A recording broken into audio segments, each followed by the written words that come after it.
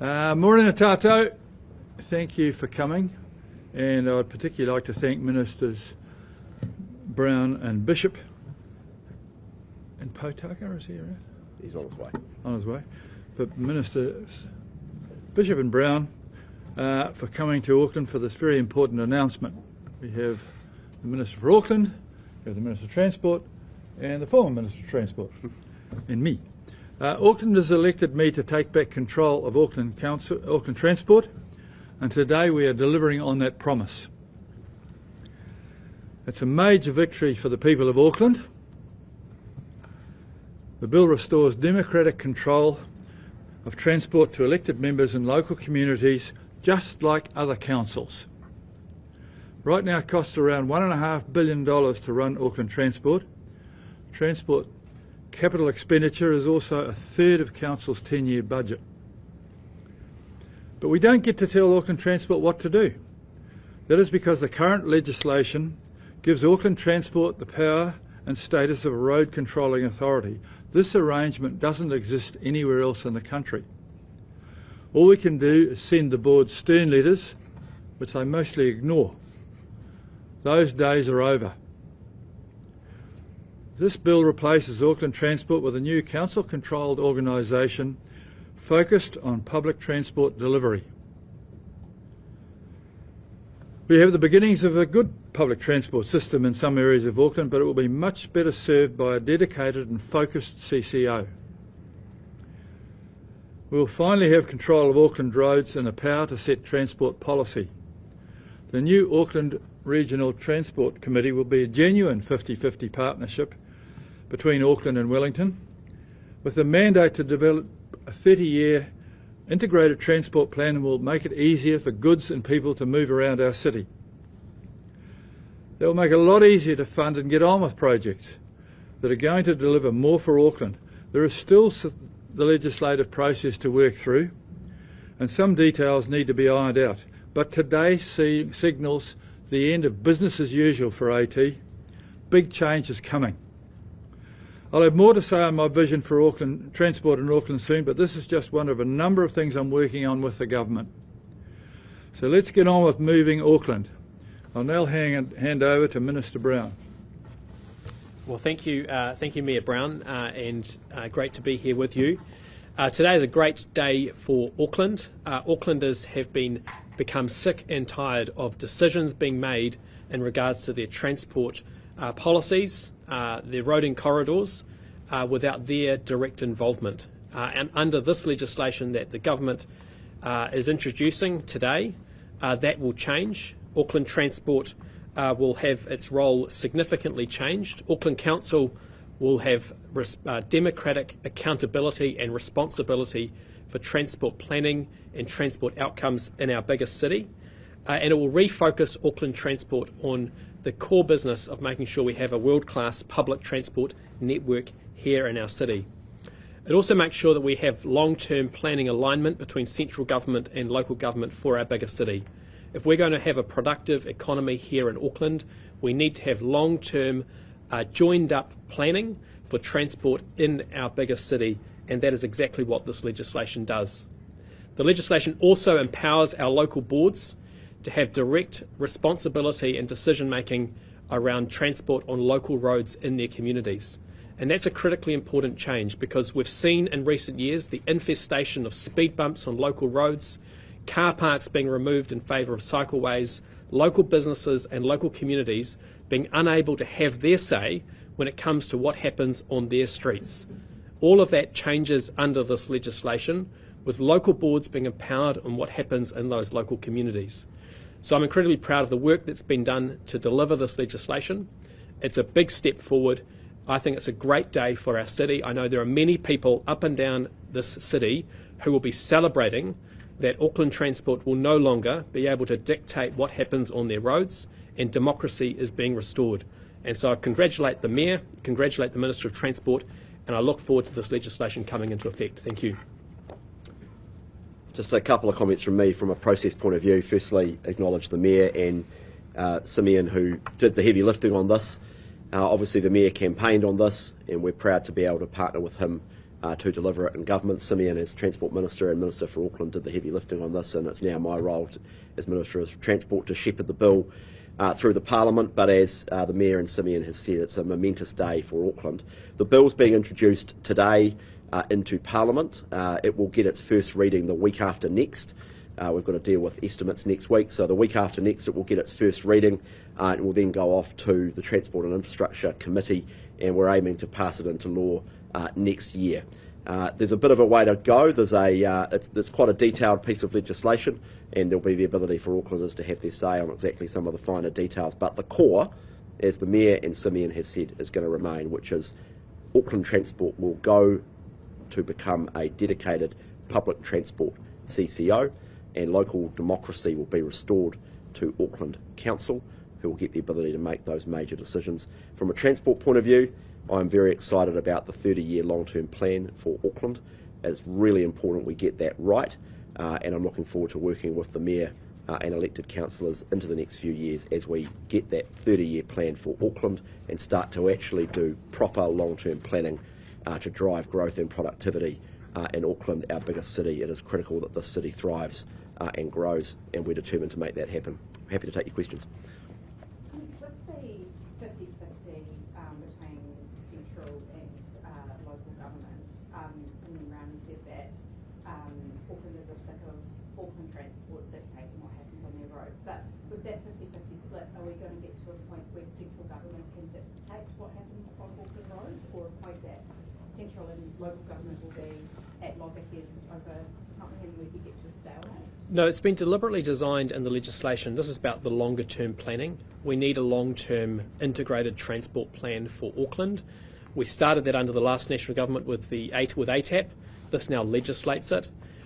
Both Auckland Council and the government spend billions of dollars on transport in Auckland. This is about making sure that we're planning well together over a long period of time in a joined up way, so that those decisions can be made in the best interest of our city and ultimately make those decisions. It is a 50-50 committee. There will be an independent chair ultimately to make sure that we guide that committee through those difficult decisions. But having a long-term plan, having a joined-up committee will mean that we can actually have that long-term planning the city desperately needs. That was what the last national government started. Now we're legislating it so it becomes permanent. What's the time frame for this? When are you expecting to introduce the bill into the Parks and come into it? So, bill introduced today, the 5th of September. We'll have its first reading, as I say, week after next in Parliament as we sit. We'll then go off to the Transport and Infrastructure Committee for the next few months after that, and then we're aiming to have it into law midway through next year, and be April, May, around about then. Yeah, these changes have been signalled for some time. What's new about the announcement today? Well, what's new is we're introducing the legislation, so the finer details of it, and you can see it, and you can see exactly how it's all going to work. So it's a big step forward. We've been working away on the finer policy details over the last few weeks and months and drafting the legislation. So that's what's new today. Is the bill's being introduced. Minister Brown, you mentioned speed bumps and cycleways. I assume you're not making such a monumental change because of a few speed bumps and cycleways. Could you tell us what the big changes to Auckland transport in Auckland are likely to be out of this? Well, Simon, the things that irritate many Aucklanders are sometimes some of the things which happen on their local roads without them having a say. And I look at what a constituent of mine, Sean O'Loughlin, who had to end up taking Auckland Transport to court over the fact that around consultation for speed bumps in his local road, which caused significant concern for many people. So Aucklanders can care about the long-term vision and the long-term plan. This legislation delivers that, but they also want democracy restored as to what happens on their street, what happens in their community. And now the local board, who they vote for, will be able to make those decisions in their community, and if they don't, and be able to actually have that decision-making process in place. So this is a big step forward, not only for the long-term planning, but also by restoring democracy of what happens in local communities, so those local communities can have their say. I'm sorry, are you saying that you are making this monumental change because of speed bumps and cycleways? We're making this because we need a long-term plan for Auckland. We started that under the last national government. We're now delivering that here with these changes, but we're also restoring democracy around the decisions that happen on local streets and local communities, So it is aligned with what happens in every other council across New Zealand. Every other council up and down this country, local councillors make decisions about what happens in local streets. That should also happen here in Auckland, and that is what we are delivering with this legislation. And we're empowering local boards, which is actually why, when the Royal Commission took place and the role of local boards was developed, the opportunity for decisions to be delegated to local boards was envisaged as part of that, as part of the Royal Commission.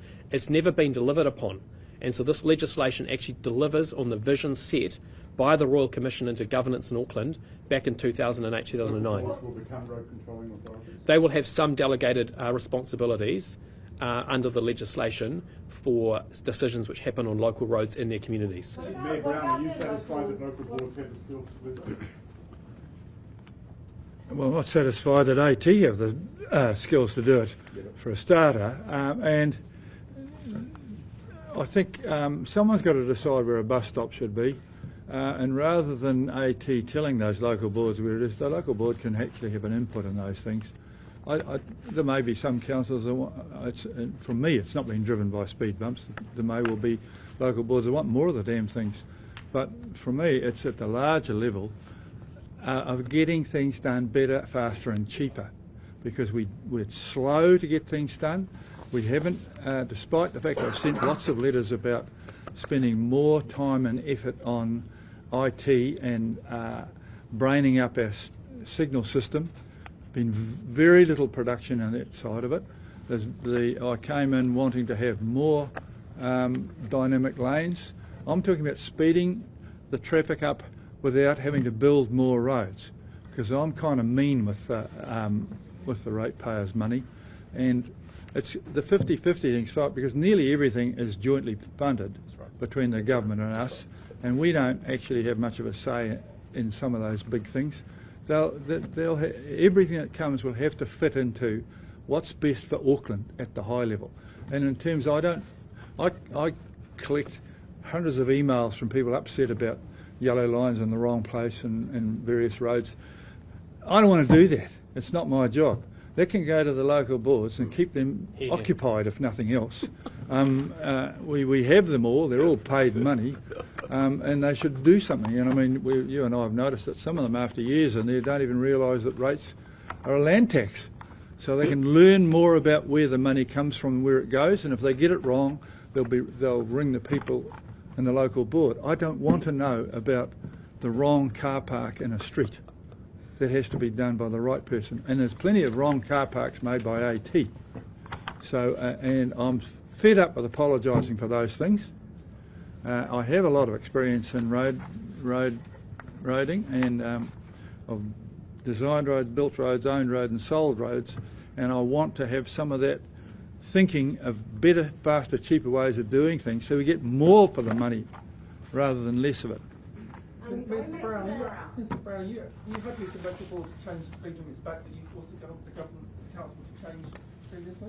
What we're doing is we're putting in place rules around what streets and what communities are able to make decisions on those issues, and they'll be responsible and accountable within, obviously, the land transport setting of speed limits rule, which the government has approved, which local roading authorities have to then give effect to. So you want to give local boards more say and more power and all that when it comes to speed limits? No, ultimately the rule that we put in place last year allows significant amount of flexibility, and those decisions will then sit with local boards where it is for local roads.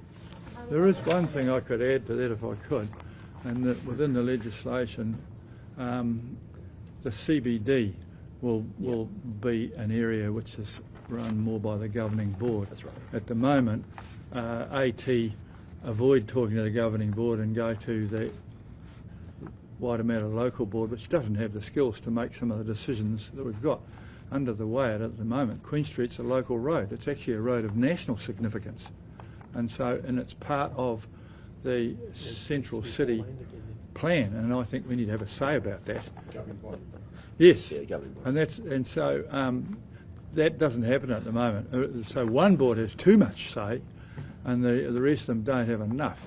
And so I think this is rebalancing things in a practical manner. Mr Mayor, Auckland Museum, have you been concerned about its financial position?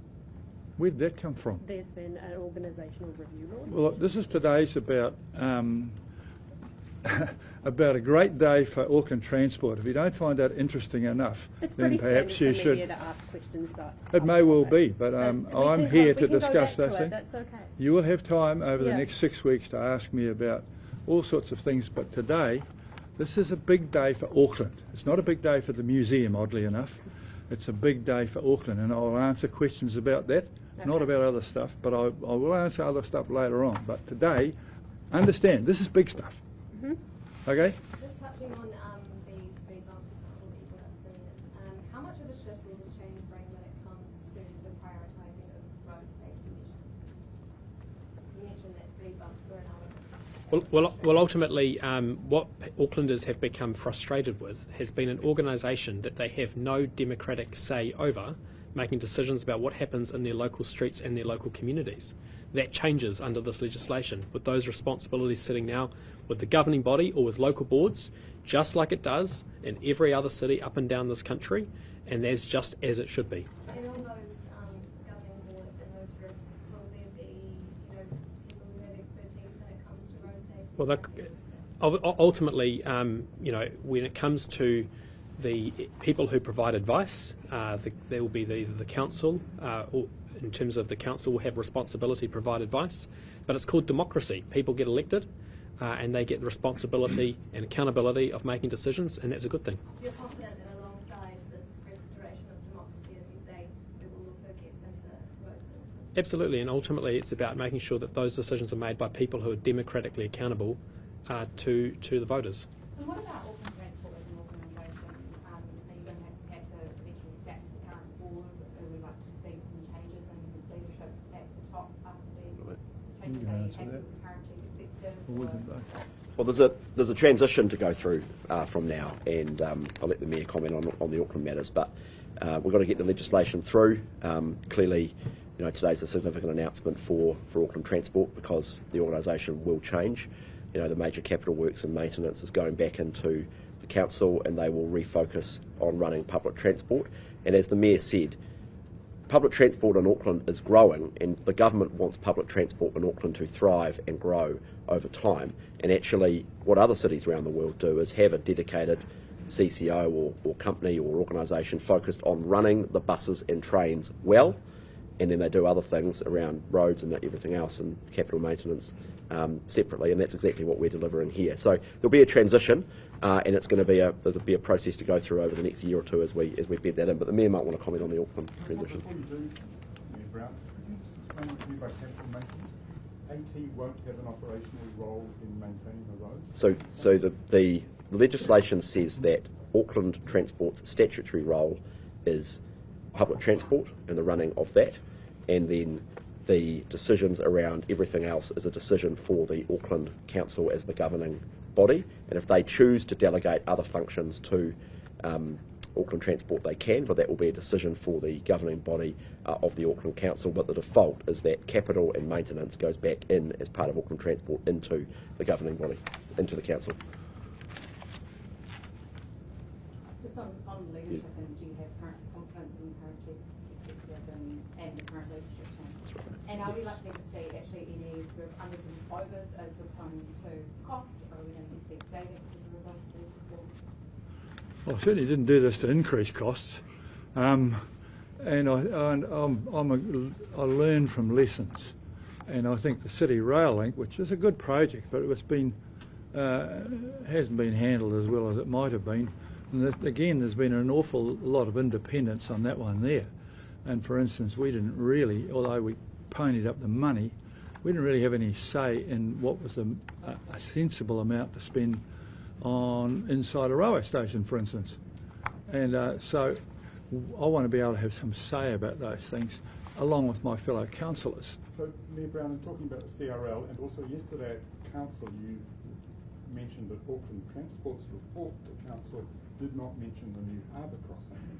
Do you envisage that major projects like those are going to be covered by this new It's very hard to have a 30-year transport plan that doesn't include getting from one side of the harbour to the other. We already have. What I'm asking you is, will there It be will a definitely shift in decision making to include council more than is currently the case? Absolutely. Absolutely. And I think that the ministers accept that. That's a sensible way to do things. Is that correct, ministers? Well, Yeah, I mean the Auckland Regional Transport Committee is 3 members from the governing body of Auckland Council, 3 Crown appointees and an independent chair, and they will set out the 30-year integrated long-term transport vision for Auckland. And so this is a great step forward on the status quo. Firstly, the idea of a 30-year plan. We've had one before and we're having one again, and that's a really important step for Auckland. But also the democratic input of the Council of Auckland into that plan is important. At the moment it's made by the Auckland Transport Board, which is, as we know, not democratic, and as Simeon has said, and that we think that's wrong. We've agreed with the Mayor on that. Who will have the final say on who the chair of the committee is? The independent chair is jointly agreed between the Mayor of Auckland and the Minister of Transport. But who has the final say? Well, we jointly agree. Major decisions like CRL and the harbour crossing are not made by Auckland Transport Board, they're made by the government. Yeah, but this time the government is joining us in the Regional Transport Committee. All those committees that we'd had in the Parliament reports forgot about goods for a starter. It was just people. And goods are in some ways more important. When the Brynderwan shut for 6 weeks last year, the people up there weren't worried about people, but they were very worried about goods. And so, and to have it integrated, that was a word that I put in when I stood for council. Integrated means putting everything together. We've had separate plans, and when you'll notice on that Regional Transport Committee, there are 3 people from the council, 3 people from the government, and there's also non-voting attending from NZTA, Kiwi Rail and one other. But we'll get that input so that we can't have the sort of secret stuff where people are zooming off, spending money on tunnels without talking to us. And that was never going to work. Because Aucklanders want to be in charge of Auckland, and this puts us in charge of Auckland in conjunction with the government, who also fund 50% of it, but even the 50% that they fund, 40% of the tax comes from here anyhow. So we are going to be treated like the big city that they created one way or another, and just like 1 or 2 of those local boards may well surprise people by wanting more speed bumps, there'll be plenty that will want less. But that's a decision which will be made at the grassroots, not made by some person in a box somewhere. And I'm sure we'll get a better result out of that.